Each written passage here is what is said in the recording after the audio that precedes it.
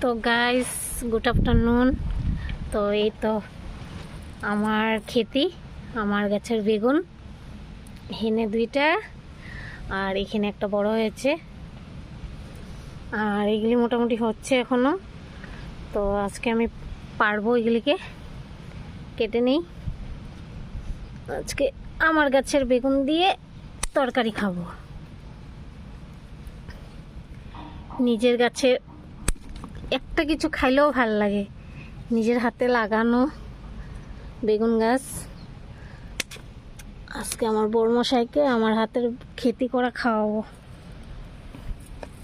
যেখানে 3টা বেগুন হয়েছে, তো গাছের থেকে এখন কাঁচা টমেটোর পারবো। চলো তোমাদেরকে দেখাই। এই যে আমার গাছের টমেটো, কাঁচা টমেটো, এটা দিয়ে চচ্চড়ি করব। অনেক ধরেছে টমেটোর, বুঝেছো? ওইদিকে আছে। তো কয়েকটা টমেটোর পেরে নিব বড় বড় দেখে। এদিকে চাল কুমড়া গাছ উঠছে, এই যে চাল কুমড়া গাছ, আর এটা মিষ্টি কুমড়া গাছ, সরি।